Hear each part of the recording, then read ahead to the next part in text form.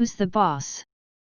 10 ways to start taking control: time management, goal setting, record tracking.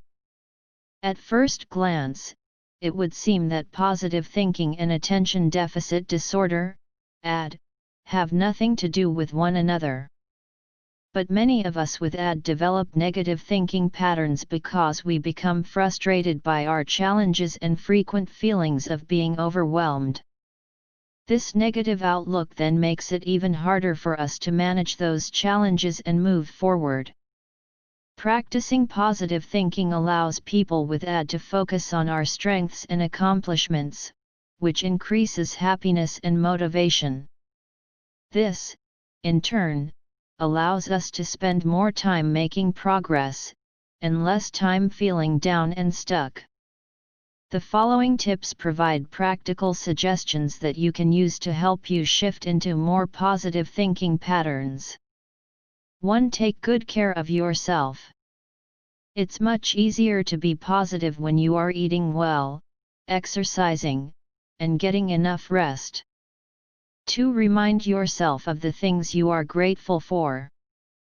Stresses and challenges don't seem quite as bad when you are constantly reminding yourself of the things that are right in life. Taking just 60 seconds a day to stop and appreciate the good things will make a huge difference. 3. Look for the proof instead of making assumptions. A fear of not being liked or accepted sometimes leads us to assume that we know what others are thinking, but our fears are usually not reality.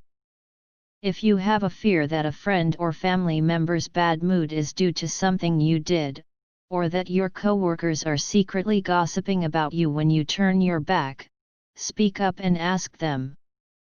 Don't waste time worrying that you did something wrong unless you have proof that there is something to worry about. 4. Refrain from using absolutes.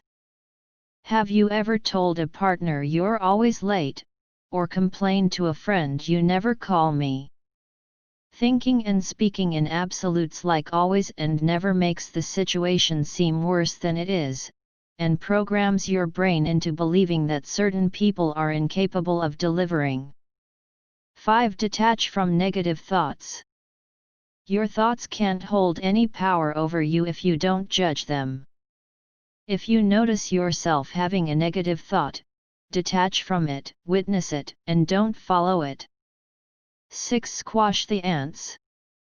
In his book Change Your Brain, Change Your Life, Dr. Daniel Amen talks about ants, automatic negative thoughts.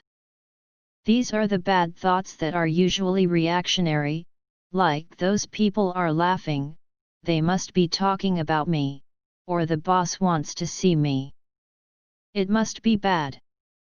When you notice these thoughts, realize that they are nothing more than ants and squash them. 7. Practice lovin', touchin' and squeezin', your friends and family. You don't have to be an expert to know the benefits of a good hug.